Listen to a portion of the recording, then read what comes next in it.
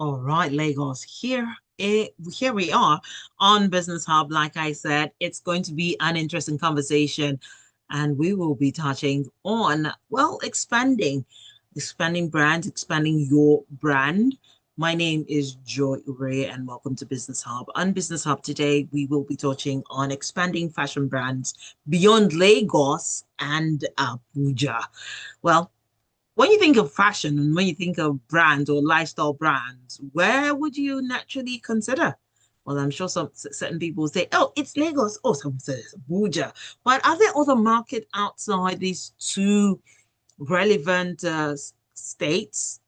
Are there businesses that can thrive? Well, today on Business Hub, we'll be exploring these questions, and I'm joined by my guest in the person of Kamila Usman. She's the founder of Fatumee Lifestyle, and it is a pleasure having you here. Well, virtually, nonetheless. Good evening, Kamila. How are you? Good evening, Joy. I'm fine, thank you. And yourself? I'm very well, thank you. Lagos, and not just Lagos, the world over. You get to chime in, share your thoughts, your questions. Is this something you've been trying to do and you've not gotten a headway? Well, my guest will be giving us insights, what she's done, what has worked, what needs to be done going forward, and a whole lot more. And that is where you come in. You can share your insights as well. Would love to hear it. 0911 That is the number on WhatsApp to share your thoughts. All right. So talking about the business of branding, lifestyle, and fashion. Who doesn't love?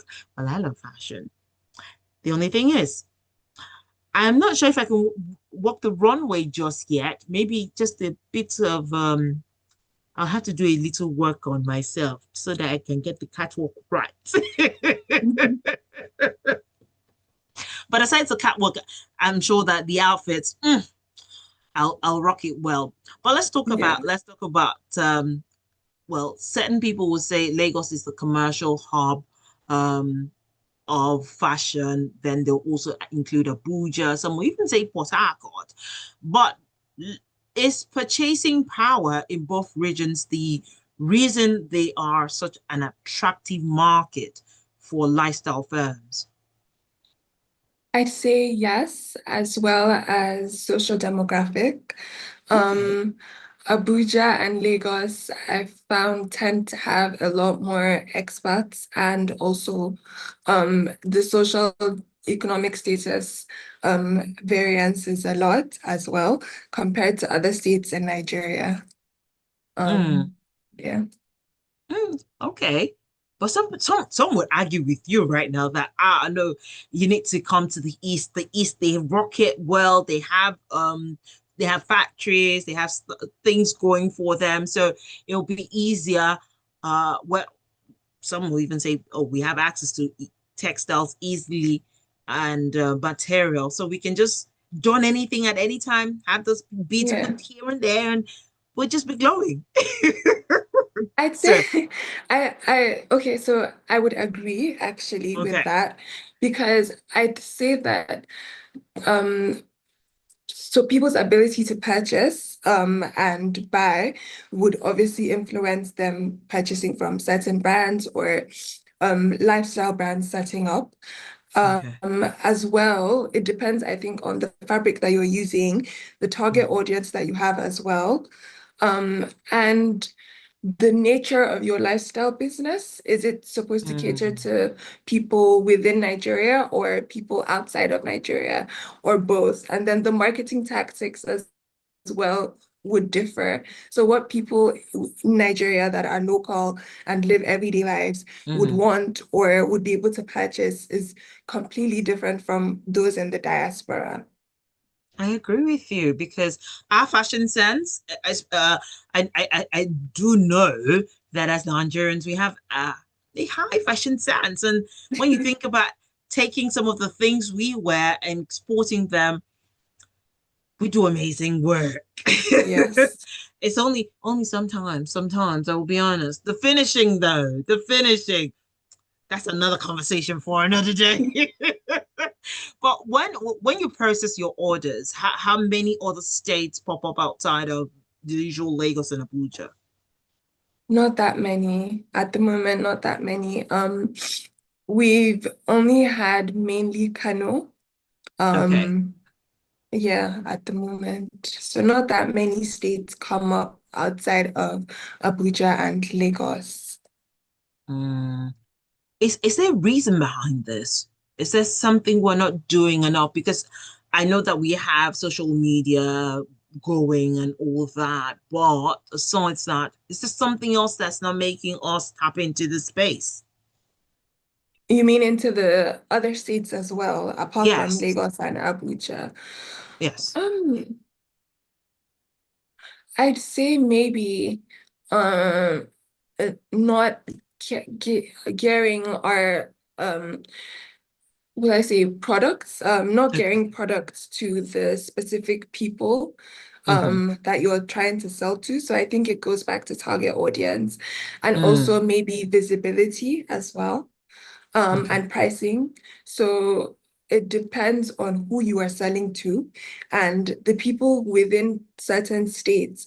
Can they afford what you're selling, what you're trying to sell? Mm, Does it appeal to them? Does it resonate with them? mm, So do the things that you're selling, can they get it somewhere else that they feel like, oh, I'd get it easier? Or maybe also another thing that could influence is delivery prices. So some people may not want to pay okay. for interstate delivery because interstate Right. delivery is expensive for some people at the moment. So Mm-hmm. depending on, for example, a brand that would want to send something from Abuja to maybe Enugu, Mm-hmm. using an example. For us, we try and use GIG logistics. With GIG logistics, the price may be a bit high, depending Right. on the packaging and the size of the packaging as well, Right. and the worth of the packaging. However, it would help to track and to be able to hold somebody accountable. So those are things that I think may influence a Having to diverse range of states for brands as well. I agree with you because if a customer has spent a huge chunk of money Amount of trying to money. trying to get some products, or say I've gotten the material, it's been sewed, it's been made, and then it's supposed to be sent all the way from Abuja to Lagos, and you're just using the regular courier service that you cannot track. How then do I? What's the trust deficits? And when you're talking about dispatch, oh my days, oh my Yeah. days, dispatch, they can make you literally want to pull your hair out if you know what? That's they just make some businesses have to question their tactics and how they need to Yeah. send their goods and all that. But talking about the pricing or talking about having to transport it, are there other measures that can be put in place to, you know, what's the word I'm looking for now, to make it a bit cheaper for the um for the clients to actually get access to? Yes, I think so. For example, when people are sending things in Nigeria, between Nigeria, most people send it through the park, right? Most people Right. just go to the park and they send it. A lot of Mm-hmm. businesses do that as well. However, like you said, if a client is paying a huge amount of money for Mm-hmm. their product or their Right. purchase, they would want to be able to track it or to know that if, God forbid, it gets misplaced, they have somebody to hold accountable. I agree with you. That just makes life easier. All right. Now, let's talk a bit about textile company.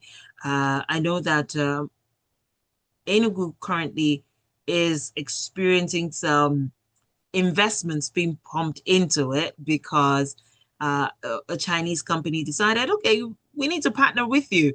And it's not small money. They decided to put in about $20 million into creating a factory for electronics. Now, if we swapped electronics for textile, would that make Enugu more attractive for business, especially where our textile is concerned? I would say yes. However, I'd also say it might be worth using indigenous fabrics as well. Okay. Um, so fabrics such as akwete, I hope I pronounced it properly. Um, Yes. but I've seen a few brands using that specific fabric, which is indigenous to the Igbo people, and I think Enugu specifically. Um, I think that a lot of fabrics that we traditionally use could be Mm-hmm. preserved more. Now, we could Mm, also use to have textiles factories built, or we could revive the ones that we have or we had before. We had factories in Kano and Kaduna that mm-hmm. are now just redundant because there's no income or money to pump into these factories for them to restart and create more textiles or to make it easier for textiles to be created. Right. So it would be a worthy venture if any investors listening right now and you're thinking, okay, what's the next best thing you can put your money into? Well, we have the textile business here in Nigeria. It's something worth your while.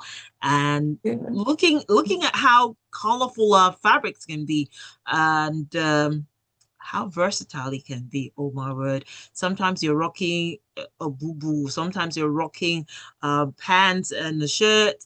It is Yeah. just amazing what materials can come up to.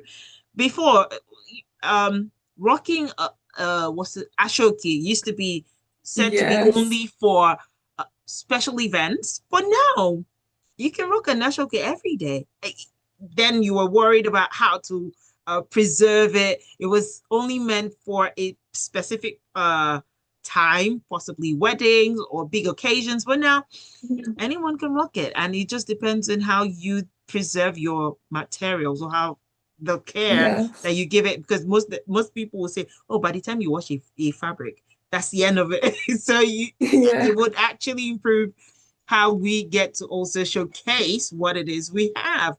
Well, Mhm. Lagos, you still tune in to Business Hub here on Smooth 98.1. My name is Joy Ureye, and I've got with me Kamila Usman. She is the founder of Fatumee Lifestyle. We're talking about the business of branding, especially outside of Lagos and Abuja.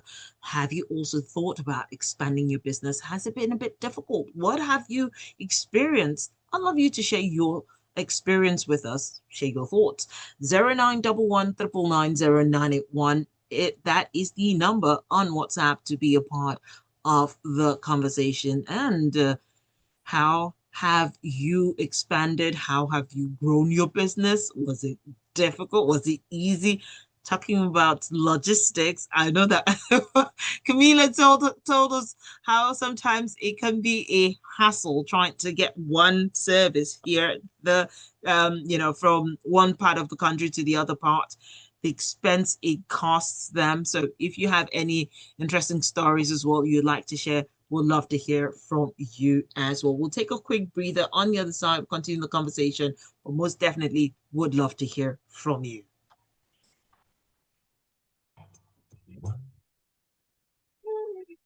So a quick break and then we'll get back in. Okay. Thank you. Welcome. The Sims White Friday sales is here again.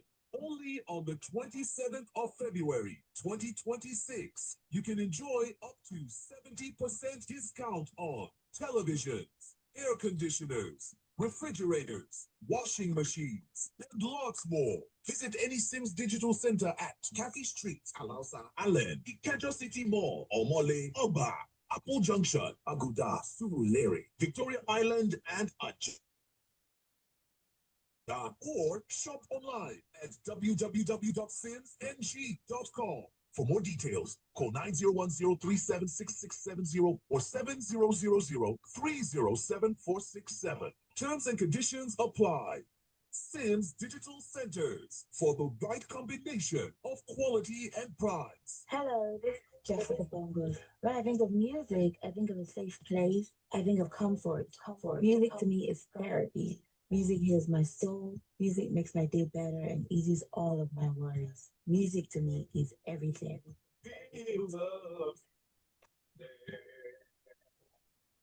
Love music, love life. Rules 98.1. Tools and tips for a successful business. Atmosphere for our young people to be creative, to participate in the ICT. Unsmooth. Stay tuned. All right, let's get back in. Okay. Lagos. It is 32 minutes gone to 5. You are tuned in to Business Hub here on Smooth 98.1. And today we are touching on expanding fashion brands beyond Lagos and Abuja. Is this something that you have an interest in? Or is this something that you're already doing? What has your experience been like? Would love you to share your experience with us. 0911 999 That is the WhatsApp number to share your thoughts. And my guest this evening is Kamila Usman. She is the founder of Fatumee Lifestyle. She's been giving us insights, especially from a first-hand perspective, how it is trying to grow your business, take it from one space to another. And you know how it is. You have customers in one place. You're now moving places, having to convince them that it's still going to be great service can be a hassle, especially now you're in a new space. You're trying to let the new people know, oh, okay, it's still me. Oh, I'm the new kid on the block and I need you to patronize me. That can be a bit of a hassle. But now let's talk about something I see in most stores, and that has to do with ready to wear. So, talking about ready to wear, right? It's beautiful. However, what needs to be done to make it more available? Because basically, you're working into some stores. You just see the usual small, large, medium, for as opposed to you actually having your specific size. When you go to a tailor right now, or you go to a fashion Yeah. designer, they'll take your exact measurement and they give you the exact body fitting that you wanted to have. But with the ready to wear, it's they already have an idea of a size. What needs to happen to make it more accessible or make it more appealing? Because certain people will tell you, ready to wear. So everybody that's do that, I don't want ready to wear. I want bespoke. Yes. What needs to happen for us to get on that, get into that space where we're appreciating the ready to wear more? Um, I'd say probably designers listening to clients more.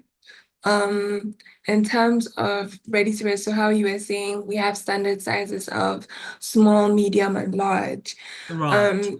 These sizes are mainly based on UK or US sizing, which most Nigerians Mm. do use as well. Right. However, to get that quote unquote perfect fit, it might be worth one, the brands could offer tailoring after purchase has been made, so Okay. it's altered to the specific person. Or another option could be having a size chart that fits the Nigerian body type or the typical Nigerian or African body type. I agree with you on that because if we want to go by the standard of the Americans or the British, the sizes might be a bit different from what we would naturally wear. Because was shaped differently. Yeah. Were truly shaped differently, and you see certain clothes or items on certain person. No, that's not your exact size. I've seen someone buy a medium and no, a large, and it ended up looking like it was a medium. And this is the Wow. chart that the person, they use the chart to figure out. Yeah. Eventually, the person had to buy an extra large as opposed to not more large that the person will wear. So I agree with you. Having sizes or having the African, I wouldn't say typical African, because even with the Africans, you have different you have Yeah. different size charts that can make or just make it a little more interesting. And hey, different horizons can be explored. All right, I have a question here. Good evening, Gilbert Musa. How are you as well? Okay, well, Gilbert is happy that you mentioned textile factories in Kaduna and Kanu. He says, first things first, we need to investigate reasons why our indigenous textiles were not preserved and promoted since the Yeah. 1950s. Now that is something that needs to be looked into. Also, he's asked what happened to our once vibrant cotton industry in Nigeria. Okay, Um, yes, I would say that cotton is still being produced in Kano. I know. There's a brand called This Is Us that they use the cotton fabrics made in Kano, made in Kano. Um, Mhm. and they use the tie and dye techniques to create standard certain color schemes in trousers, shirts, scarves, different types of items, beddings, I think, as well, Right. to, would I say, preserve that specific textiles heritage.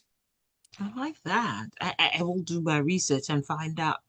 Uh, but but that's the thing. So it's usually in certain areas you'll find that. So what we need to talk about expansion, and that is another Yeah, question that Gilbert Moser has says. He says expansion will be an enduring venture if these things are looked into. So yes, I know you raised it or you spoke about how it is we need to get our factories back and running so that we can have beautiful textiles again. Where how do we get out of this rot? That is the million-dollar question. If you can answer that for us, please by all means do so. I'd say it'd take a lot of research, and also people that are willing to continue and preserve what has been started or start it again from a different perspective. But also being able to, would I say, for lack of a better word, being on top of it and making sure that the factories are running properly, the workers are doing what they're supposed to be doing, um, and the factory is being used for what it's supposed to be used for. Um, I guess that would be a good start. Mm, thank you so much. Now let's talk about something that is I don't want to say synonymous with tailors, but let's talk about disappointments. ah, I'm sure that you've had a story or two where this is concerned. And anyone listening to me now has had a story to tell about delays when it comes to orders being made from tailors. Oh my days. What are the challenges really that these artisans face when it comes to delivering outfits on time? Mainly electricity. I'd say mainly Hmm, electricity. Um, okay. However, it also depends on the person, the tailor you get. Hmm, Um, but for the most part, electricity is a big issue for tailors. hmm. Okay. So that is something that needs to be looked into. And talking about electricity, lots of people will cry now just talking about it. They don't have access to enough of it. and then Mhm. those that even have it having to pay an exorbitant amount for it. Yeah. Uh, a lot needs to be looked into. Now, let's come to something else that is in the line. It is also another topic of conversation, and that has to do with the talent. We have a lot of youths in this industry, especially who say, "Oh, I'm a fashion designer, I'm a tailor, I make bespoke clothes, I do this and do that." But what does the pipeline of talent in the clothing industry truly look like?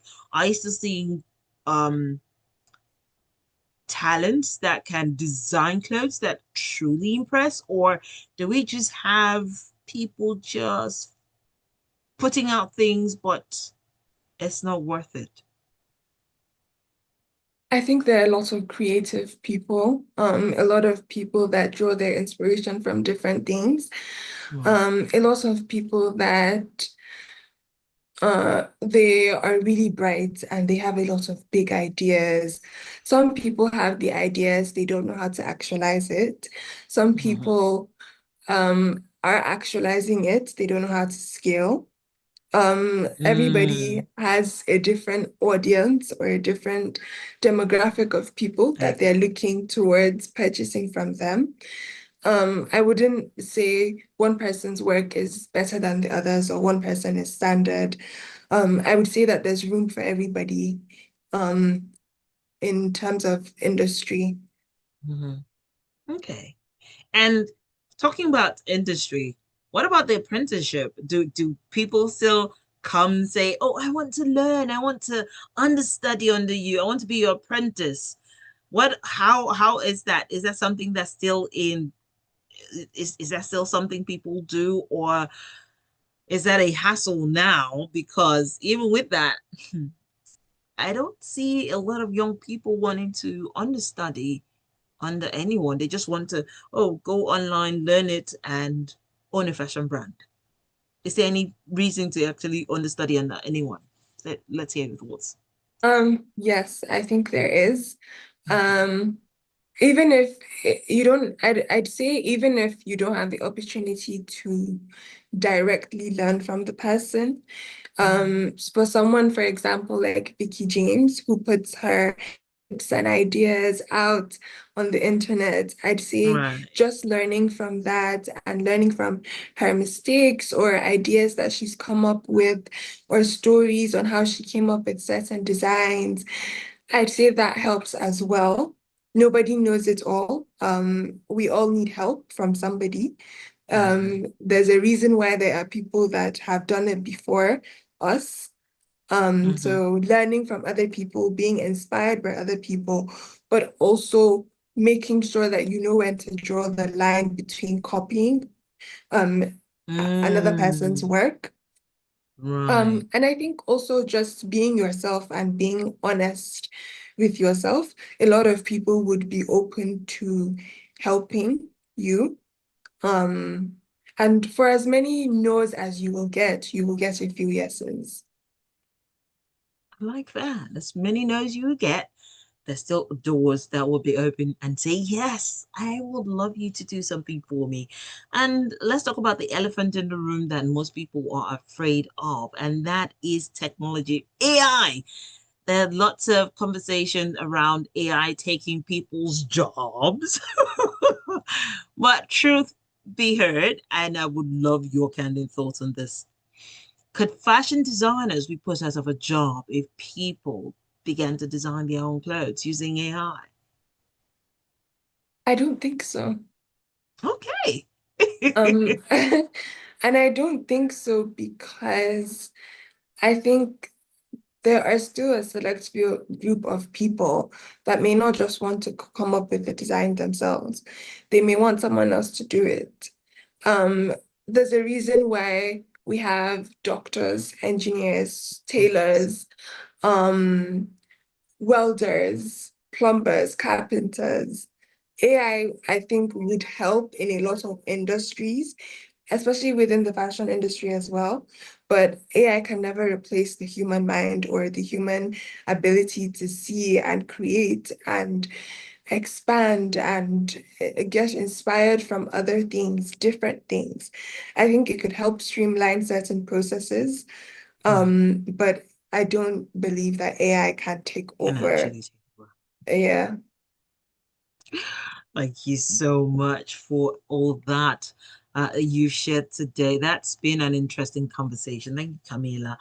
And Lagos, that is how we draw a curtain today on Business Hub. It's been an interesting conversation. I've had such an interesting time just understanding how your, the fashion business works and expansion at the end of the day. But before I let you go, how can anyone reach out to you, say they want to make something uh, beautiful and they need access to you, your social media handle that they can go search for you and click and follow?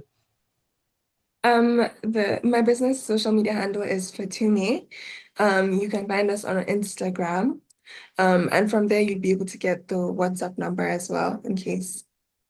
All right. Thank you so much, Lagos. Well, that's the much we can take. And on the other side, there's still more lined up for you. It's not just music, it's also great conversation. I will catch you on the other side of this quick breather.